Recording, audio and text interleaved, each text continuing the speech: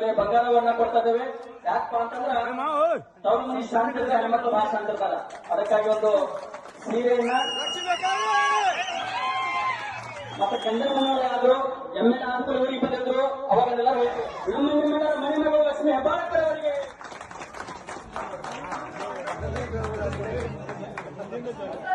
ಪುಣ್ಯದ ದೇವಸ್ಥಾನ ಇದು. ವಿಠಲ್ ದೇವರ ಮಂದಿರ ಅಂತಂದ್ರ ಎಲ್ಲಾರು ಬಂದು ಮೊದ್ಲಲ್ಲಿ ಶಿಶಾಷ್ಟಾಂಗ ನಮಸ್ಕಾರ ಹಾಕೊಂಡ ಭಂಡಾರ ಹೊಡ್ಕೊಂಡು ಅಂತಂದ್ರೆ ಗುಲಾಲ್ ಹಾಯ್ತಂದ.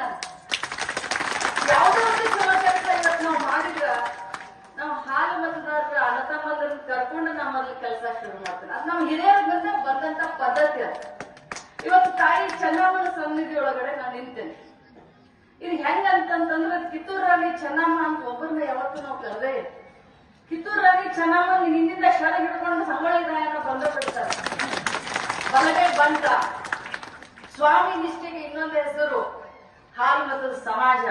ಸ್ವಾಮಿ ನಿಷ್ಠೆಗೆ ಇನ್ನೊಂದು ಹೆಸರು ತ್ಯಾಗಕ್ಕೆ ಬಲಿದಾನಕ್ಕೆ ಇನ್ನೊಂದು ಹೆಸರು, ವಿಶ್ವಾಸಕ್ಕೆ ಇನ್ನೊಂದು ಹೆಸರು ಅಂತಂದ್ರ ಅದು ಸಂಗೊಳ್ಳಿ ರಾಯಣ್ಣ. ಬಹಳ ಖುಷಿ ಆಗ್ತದೆ.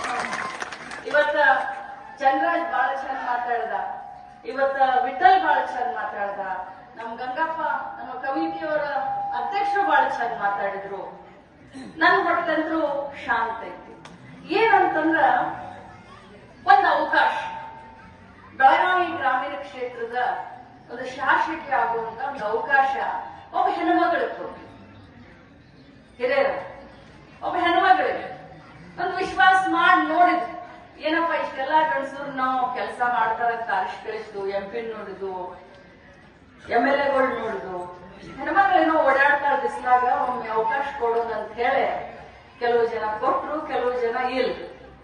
ಅದಕ್ಕೆ ಕೊಟ್ಟವ್ರು ತಮ್ಮ ತುಂಬ ತಾಮ ಚಪ್ಪಡಿಸ್ಕೊಳತ್ತಾರ, ಕೊಡದವ್ರು ನಾವು ಮುಂದಿನ ಸಲ ಕೊಡ್ತೇವಂತ ವಿಚಾರ ಮಾಡ್ತಾರೆ. ದೇವರು ಒಂದು ಅವಕಾಶ ಕೊಟ್ಟಂತ ಸಂದರ್ಭದಲ್ಲೇ ಯಾವುದೇ ಜಾತಿ ರಾಜಕಾರಣ ಮಾಡದೆ, ಯಾವುದೇ ಭಾಷೆಯ ರಾಜಕಾರಣ ಮಾಡದೆ, ಎಲ್ಲಾ ಜಾತಿ ಎಲ್ಲಾ ಭಾಷೆಯವರು ನಮ್ಮವರು ನಮ್ಮ ಮನೆ ಮಕ್ಕಳು ಅಂತ ಕರ್ಕೊಂಡು ಅಧ್ಯಕ್ಷ ಒಂದು ಮಾತು ಹೇಳಿದೆ, ಕೊಟ್ಟಿದ್ದು ತನಗೆ ಬಚ್ಚಿಟ್ಟಿದ್ದು ಪರರಿಗೆ, ಕೊಟ್ಟಿದ್ದು ತನಗೆ ಬಚ್ಚಿಟ್ಟಿದ್ದು ಪರರಿಗೆ, ಕೊಟ್ಟಿದ್ದು ಕೆಟ್ಟಿತನ ಬೇಡ ಕಟ್ ಇಟ್ಟಿಹುದು ಬುದ್ಧಿ ಸರ್ವಜ್ಞ. ದಾನ ಧರ್ಮ ಮಾಡುವಂತ ಕೈ ಯಾವಾಗಿದ್ರು ಕೂಡ ನಮ್ಮನ್ನ ಕಾಪಾಡ್ತೈತಿ. ಹೆಂಗ ಕಾಪಾಡ್ತೈತಿ? ಒಂದು ವರ್ಷದಿಂದ ದೊಡ್ಡ ಆಕ್ಸಿಡೆಂಟ್ ಆತಲ್ರು ಮತ್ ಉಳದ್ನೇ ಇಲ್ಲ. ಯಾಕೆ ಉಳದ್ನಂತಂದ್ರೆ ಇಂಥ ಪುಣ್ಯದ ಕೆಲಸ ಕಾರ್ಯ ನನ್ನ ಕಡೆಯಿಂದ ಆಗಬೇಕಂತ ಭಗವಂತ ಹಣೆ ಬರ್ದಾಗ ಬರ್ತಾನೆ. ಅದಕ್ಕೆ ಎಲ್ಲರ ಕೈಗೆ ಆಗೋದಿಲ್ಲಮ್ಮ. 224 ಮಂದಿ ಶಾಸಕರು ಇರ್ತಾರ, ಬಹಳ ಮಂದಿ ಆಗ್ತಾರ, ಬಹಳ ಮಂದಿ ಹೋಗ್ತಾರ, ಬಹಳ ಮಂದಿ ಮಾತಾಡ್ತಾರ. ಆದ್ರ ಇಂಥವ್ರ ಕೈಯಿಂದನ ನನ್ನ ಸೇವಾ ಆಗಬೇಕಂತ ಹೇಳಿ ನನ್ನ ಹಣೆ ಬರ್ದಾಗ ಶಕ್ತಿ ಬರ್ತಿದ್ದಕ್ಕೆ ನನ್ನ ಕಡೆಯಿಂದ ಕೆಲಸ ಆಗೈತಿ.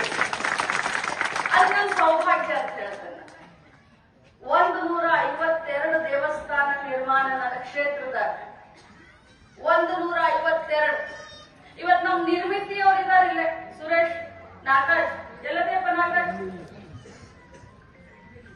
ಅದೇ ರೀತಿ ಈ ದೇವಸ್ಥಾನವನ್ನ ಕಟ್ಟಿದಂತ ತಮ್ಮ ಏನ್ ನಿನ್ನ ಹೆಸರು? ಪರಶುರಾಮ್. ಇದು ಬರೀ ನಾವು ಒಬ್ಬಕ್ಕಿದ ಅಲ್ಲ, ನನ್ನ ಒಬ್ಬಕ್ಕೆ ಕೈಯಿಂದ ಅಲ್ಲ. 101.5 ಕೋಟಿ ರೂಪಾಯಿ ಹಂಗ ಬಂತು. ನೀವು ನನಗೆಲ್ಲರೂ ಬಟನ್ ಓದ್ತಿದ್ರಿ, ನನಗೆ ಶಕ್ತಿ ಬಂತು, MLA ಮಾಡಿದ್ರಿ, ಮಂತ್ರಿ ಆದ್ರಿ, 1.5 ಕೋಟಿ ರೂಪಾಯಿ ಆಗ್ತಾ ಇದೆ.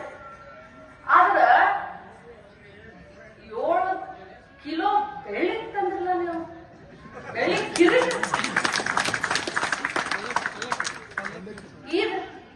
ಇದು ಎಂತ ಬಂಗಾರ ಅಂತ ತಿಳ್ಕೊಂಡ್ರಿ? ಇದು 100 ತೊಲೆ ಇದು ನನಗಿದೆ. 100 ತೊಲೆ ನನಗೆ ಬಹಳ ಮಜೆ ಆಗೈತಿ. ಯಾಕಂದ್ರ ಆ ಪ್ರೀತಿ ವಿಶ್ವಾಸಕ್ಕೆ ಬೆಲೆ ಇಲ್ಲ, ಬೆಲೆ ಕಟ್ಟಕ್ ಸಾಧ್ಯನೇ ಇಲ್ಲ. ಇನ್ನೊಂದು ಜನ್ಮ ನನ್ನ ತಾಳಿ ಬಂದು ನಿಮ್ಮ ಸೇವೆ ಮಾಡಿದ್ರು ಇನ್ನೊಮ್ಮೆ ಹುಟ್ಟಿ ಬಂದ್ರು ಕೂಡ ಇದ ಕ್ಷೇತ್ರದ ನನ್ನ ಕೈಕಾಲೊಳಗಡೆ ಶಕ್ತಿ ಇರೋ ಮಠ, ನನ್ನ ಕೈಕಾಲೊಳಗಡೆ ಶಕ್ತಿ ಇರೋ ಮಠ ನಿಮ್ಮೆಲ್ಲರ ಸೇವೆ ನಾನು ಮಾಡ್ತೇನೆ. ಯಾವುದೇ ಎಷ್ಟೇ ಕಷ್ಟ ಬರಲಿ, ಎಷ್ಟೇ ದೊಡ್ಡ ಹೋರಾಟ ಬರಲಿ, ಎಷ್ಟೇ ದೊಡ್ಡ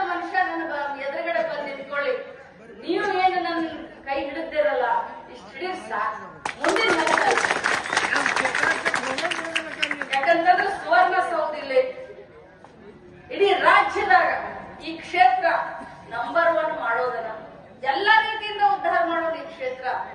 ಇನ್ನು ನನ್ನ ಒಂದು ದೊಡ್ಡ ಆಸೆ ಏನು ಅಂತಂದ್ರ ಈ ಭಾಗದ ಯುವಕರು ಮಹಿಳೆಯರಿಗಂತೂ ಗೃಹಲಕ್ಷ್ಮಿ ಮಾಡೇ ಸಿದ್ದರಾಮಯ್ಯ ಪುಣ್ಯ ಗೃಹಲಕ್ಷ್ಮಿ ಮಾಡಿದ್ದೇವೆ.